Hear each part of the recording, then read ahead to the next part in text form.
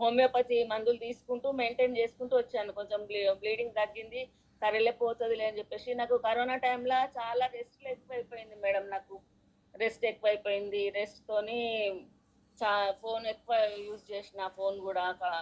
అది మెయిన్ నాకు క్యాన్సర్ కిందకి టర్న్ అయినట్టు నాకు అనిపించింది మేడం. ఎందుకంటే రేడియేషన్ గురించి క్లాస్ విన్నప్పుడు నాకు దాని అర్థమైంది. ఆల్రెడీ డ్యామేజ్ అయి ఉంది. దానికి అది. తోడు ఇంకొంచెం ఇది ఎక్కువగా ఇచ్చేసరికి ఎక్కువైపోయింది. రికవర్ ఐ మీన్ ఎఫెక్ట్ అయింది. అంతే. దానివల్ల చూడండి. సో ఫ్రెండ్స్ గమనించండి. ముఖ్యంగా లేడీస్ ఏదైతే మేడం అంటే అప్పుడు పట్టించుకోలేదు. ఏమని ఓవర్ బ్లీడింగ్ అవుతుంది, ఎందుకు అవుతుంది, ఏంటని దాని గురించి శ్రద్ధ తీసుకోలేదు కాబట్టి ఈ స్టేజ్‌కొచ్చింది. End of the day of course తీయాల్సొచ్చింది. కానీ దాంతో పాటు వేరే రకమైన ట్రీట్మెంట్ కూడా తీసుకోవాల్సొచ్చింది. కీమో తీసుకోవడం అంటే అంత ఈజీ కాదు. కదా మేడం? అసలు ఒకలాంటి నరకమే. కీమో తీసుకున్న తర్వాత ఎలా ఉంటది మేడం? కీమో తీసుకున్న తర్వాత ఎలా ఉంటది? బాడీ ఎలా సపోర్ట్ చేస్తది? అసలు బాడీ సపోర్ట్ అనేదే ఉండదు మేడం ఇక. మొత్తం ఫుడ్ కూడా ఏం తినలేము. నోరంతా. Good morning Meena madam. Very good morning sir. మీరు అడుగుతున్నారు కదా మేడం, ఇంట్లో ఒక అస్థి పంజరం పెట్టుకున్నట్టు ఉంటుంది మేడం. కీమోస్ అయినాక ఏదన్నా తినమంటే చిరాకు, కోపము, నన్ను చంపేయని చెయ్యి పట్టుకొని ఇక్కడ పెట్టుకుంటుంది. అది భగవాని గిట్ట రావద్దు మేడం ఆ పరిస్థితి అనేది. ఎంత నరకం చూసాం అంటే మేము 6 months అంత నరకం చూసాం. అసలు ఎవరు ఏ డాక్టర్ అయినా ఆమె ఏది తింటే తినబెట్టండి ఓప్లెస్ అని చెప్పారు. నేను భగవంతుని ఒకటే కోరుకున్నాను, నాకు కావాలి. ఇంత కష్టమైనా సరే అని నేను వెంబడివాడి అర్బన్ లైఫ్ న్యూట్రిషన్ వాడినప్పటి నుంచి ఇక పోయిన నష్టం ఎట్లయినా అయింది. ఉన్నప్పుడైతే ఇది మంచిగా ఉండాలి కదని మేము అన్ని ప్రోడక్ట్స్ వాడతాం మేడం. మా ఇంట్లో 6 నెలల నుంచి ప్రోడక్ట్ ఉన్నా కానీ అప్పుడు హీటర్ నేను తాగలేదు. నాకు షుగర్ 400-500 ఉంటుంది మేడం. ఎవరినాడు వాణి మేడం కూర్చొని నువ్వు తాగుతా నేను తాగుతా, లేకుంటే లేదు అన్నది. సరే అప్పటి నుంచి మొదలెడితే ఇప్పుడు నా షుగర్ 120-140. 105 కిలోలు ఉన్నా మేడం నేను. ఇప్పుడు 80. అప్పుడు నేను వాడక ముందు ఇప్పుడు 81.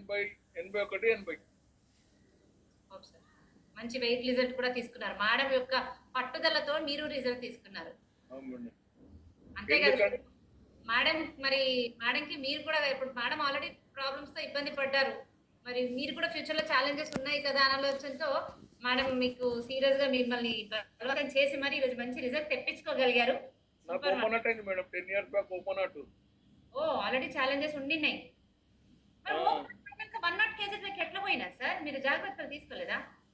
ఆపరేషన్ అప్పుడు ఇన్సులిన్ ఇచ్చారు మేడం. ఇన్సులిన్ ఇస్తే అదే ఇన్సులిన్ తీసుకొని ఇక వాకింగ్ అనేది తెలియదు, ఏమి లేదు.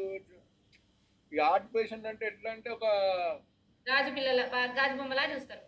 గాజు బొమ్మ కంటే అన్యాయం మేడం. అరే చేతగా తిరుగుతుందిగా, అదే కుర్చీ లేకుండా కుర్చీ దొరుకుతుంది అన్నట్టు మనం గిట్ట దాన్ని రిమూవ్ గానే పోతాం. నేనైతే ఇప్పుడు 10 అంతస్తులు ఈజీగా ఎక్కుతాను, దిగుతాను. 10 అంతస్తులు లిఫ్ట్ ఉన్నాగానే నేను ఎక్కి దిగుతాను. రోజు ఒక 5,000 నుంచి 7,000 దాకా స్టెప్స్ వేస్తాను. లైఫ్ స్టైల్ అనేది మొత్తం చేంజ్ చేసుకున్నాం మేడం.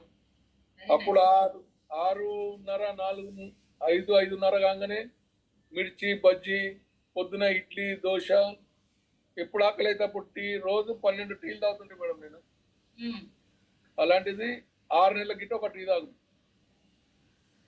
ఎప్పుడు తప్పదు అన్నప్పుడు 6 నెలల కింద తీసుకోవాలి, ఇట్లా పెట్టి అక్కడ పెట్టేసి వస్తారు. సూపర్ గా ఈ రోజు ఎన్ని కిలోలు తగ్గారన్నారు సార్ ఓవరాల్ గా weight? 25 kgs madam. 21 kilos. Super, fantastic sir. So Anil sir ఒక్కసారి మేడం ఒక్కసారి ఇస్తారా? ఆమె మీతో మాట్లాడినప్పుడల్లా ఒక అందుకనే ఒక్కసారి సారీ చెప్దామని. సారీ మేడం, బాధ పెట్టాలి. మీరు చెప్పాలనే రిజల్ట్ షేర్ చేయాలని ఉంటది మేడం. ఎదుటోళ్ళే అందరు వినాలే కదా అని మేము గిట్ట రెగ్యులర్ గా మేము గిట్ట షేర్ చేయాలనుకుంటాం. ఎందుకంటే ఎదుటోళ్ళు గిట్ట కొందరు వింటారు, కొందరు వినారు కదా, తెలుసుకోవాలి.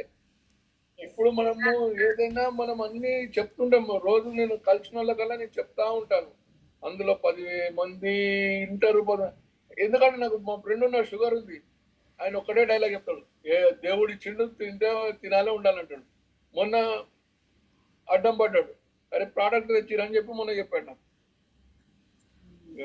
అదే sir. Anyhow Vani madam, thank you so much madam. మిమ్మల్ని హర్ట్ చేస్తే సారీ, ఐఎమ్ రియలీ సారీ.